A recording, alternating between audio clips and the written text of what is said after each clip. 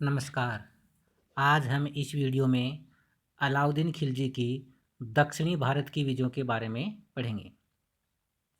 अलाउद्दीन खिलजी भारत का पहला शासक था जिसने दक्षिणी भारत को जीता। तो दक्षिणी भारत को जीतने वाला पहला शासक जो था वो अलाउद्दीन खिलजी था। इससे पहले दक्षिण को जीतने का प्रयास सल्तनत काल में किसी भी शासक ने नहीं किया था। विंध्याचल पर्वतमाला को पार करके दक्षिणी भारत पर आक्रमण करने वाला पहला सुल्तान भी अलाउद्दीन खिलजी ही था।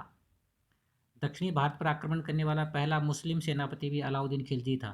जब अलाउद्दीन खिलजी से पहले जलालुद्दीन खिलजी सुल्तान हुआ करता था तो उसके समय अलाउद्दीन खिलजी एक सेनापति था और उस सेनापति के रूप में इसने दक्षिणी भारत पर आक्रमण किया था।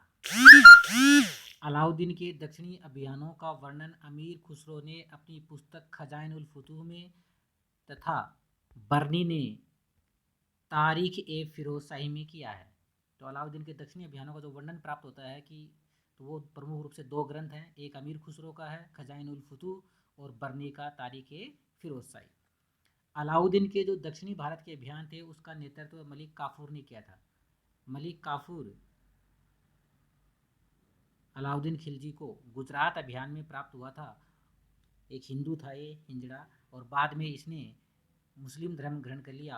और अलाउद्दीन खिलजी के जो दक्षिण अभियानों की सफलता का श्रेय है वो पूर्णतः मलिक काफूर को जाता है। उसके नेतृत्व में ही अलाउद्दीन खिलजी ने दक्षिणी भारत में विजय हासिल की थी। अलाउद्दीन ने दक्षिणी राज्यों के प्रति अधिराजत्व की नीति अपनाई। कौन सी नीति अपनाई? अधिराजत्व की नीति, अर्थात वह उनको अपने राज्य में शामिल नहीं करेगा। अलाउद्दीन खिलजी क्या करेगा? दक्षिण राज्यों को जीतेगा लेकिन उनको अपने राज्य में शामिल नहीं करेगा, बल्कि वह चाहता था कि वे उसकी सर्वसत्ता या अधीनता स्वीकार कर लें तथा वार्षिक कर देते रहे। ये होता है अधिराजत्व का सिद्धांत, जिसमें राज्य को पराजित कर दिया जाता है, फिर उसके राज्य को मिलाया नहीं जाता है।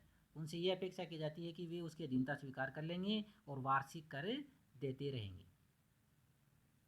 अलाउद्दीन के समय सबसे पहला आक्रमण दक्षिण में 1303 ईस्वी में तेलंगाना पर किया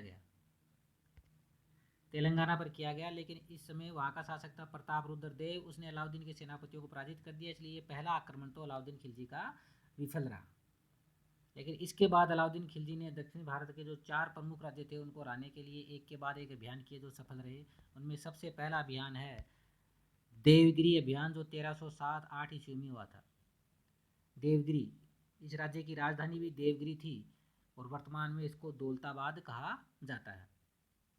देवगिरी का शासक रामचंद्र देव था और यह राज्य था वो यादवों का राज्य था। शासक रामचंद्र देव था और ये यादवों का राज्य था। 1296 ईस्वी में अलाउद्दीन खिलजी ने जब देवगिरी पर आक्रमण कर रामचंद्र देव को प्रतिवर्ष एलिचपुर की आय को भेजने का समझौता करने के लिए बाध्य किया था, लेकिन बाद में रामचंद्र देव ने इस समझौते का पालन नहीं किया। इसके साथ ही रामचंद्र ने गुजरात के शासक रायकरण को भी शरण दी। अलाउद्दीन खिलजी ने क्या किया था? 1299 ईस्वी में गुजरात पर आक्रमण कर उसको विजित कर लिया, तो वहाँ का शासक रायकरण भाग करके और देवगिरी के शासक के यहाँ चला गया। जब उसको शरण दी तो इससे भी अलाउद्दीन खिलजी नाराज हो गया। तब अलाउद्दीन खिलजी ने मलिक काफूर के नेतृत्व में दक्षिणी अभियान भेजा। तो अलप खां के नेतृत्व में भी भेजा गया था। अलप खां ने क्या किया? आक्रमण कर रायकरण को पराजित कर दिया था। अलप खां तो उसने रायकरण, जो गुजरात का शासक था, अलप खां ने गुजरात पे आक्रमण किया था 1299 में, उसमें रायकरण को पराजित कर दिया। रायकरण को पराजित करके उसकी पुत्री थी देवल देवी, रायकरण की पुत्री देवल देवी को पकड़कर सुल्तान के पास भेज दिया और उस देवल देवी का विवाह खिज्र खां के साथ कर दिया गया था। अलाउद्दीन खिलजी का पुत्र था खिज्र खां, उसके साथ कर दिया गया। तो इस युद्ध में पराजित होने के बाद रायकरण था वो रामचंद्र के पास चला गया। तो मलिक काफूर के नेतृत्व में रामचंद्र के खिलाफ सेना भेजी गई।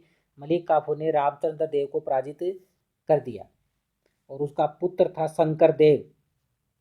रामचंद्र देव का पुत्र था शंकर देव, जिसको सिंहन देव भी कहा जाता है। युद्ध से भाग निकला। रामचंद्र को बंदी बना करके सुल्तान अलाउद्दीन खिलजी के पास लाया गया, जहाँ पर अलाउद्दीन ने रामचंद्र के प्रति बहुत ही सम्मानपूर्ण व्यवहार किया उसको राय रायन की उपाधि दी, राजशक्ति का प्रतीक स्वर्ण छत्र दिया, 1 लाख स्वर्ण टंका और गुजरात में नवसारी की जागीर दी। इस व्यवहार से रामचंद्र देव है वो बड़ा प्रसन्न हो गया और वो हमेशा के लिए अलाउद्दीन खिलजी का एक विश्वस्त वफादार मित्र बन गया। तो ये हो गया पहला अभियान, देवगिरी का अभियान। अगला अभियान है तेलंगाना अभियान 1309-10 ईस्वी में। तेलंगाना की राजधानी वारंगल थी, शासक था प्रताप रुद्र देव। ये राज्य भारत में दक्षिण पूर्व में स्थित था। 1310 ईस्वी में जब वारंगल का घेरा डाल करके और मलिक काफूर ने संदेश भिजवाया तो प्रताप रुद्र देव ने संधि करने की इच्छा से अपनी एक सोने की मूर्ति बनवाकर और उसके गले में सोने की जंजीर डालकर आत्मसमर्पण पर स्वरूप मलिक काफूर के पास भेजी और मलिक काफूर ने इस संधि को स्वीकार कर लिया। इसी खाफी खां नामक विद्वान है, उसने लिखा कि इसी अवसर पर प्रताप रुद्र देव ने काफूर को संसार का प्रसिद्ध कोहिनूर हीरा दिया था, जिसे बाद में मलिक काफूर ने अलाउद्दीन खिलजी को सौंप दिया। कोहिनूर जो हीरा था वो गोलकुंडा की खान से निकाला गया था। अगला अभियान है द्वार समुद्र का 1311 ईस्वी में। राजधानी द्वार समुद्र थी, शासक वीर वल्लाल तृतीय था।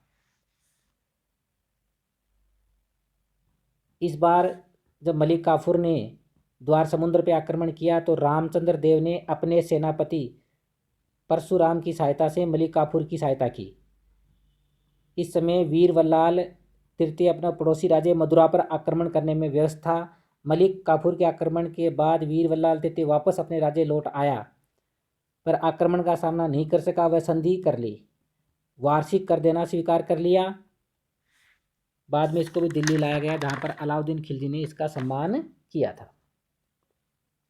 पांड्य राज्य 1311 ईस्वी में। इसकी राजधानी मदुरा थी। यह सबसे दक्षिण में, सुदूर दक्षिण में स्थित था। यहाँ पर 2 भाई थे, सुंदर पांडे और वीर पांडे। उनमें दोनों भाइयों में उत्तराधिकार को लेकर संघर्ष चल रहा होता है। तो मलिक काफूर ने सुंदर आक्रमण किया, सुंदर पांडे को पराजित किया। मलिक काफूर ने क्या किया, आक्रमण करके सुंदर पांडे को पराजित कर दिया,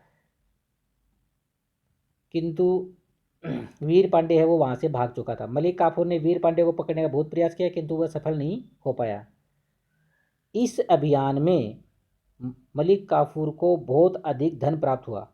तो धन की दृष्टि से अगर देखा जाए तो सबसे सफल अभियान पांड्य अभियान ही था।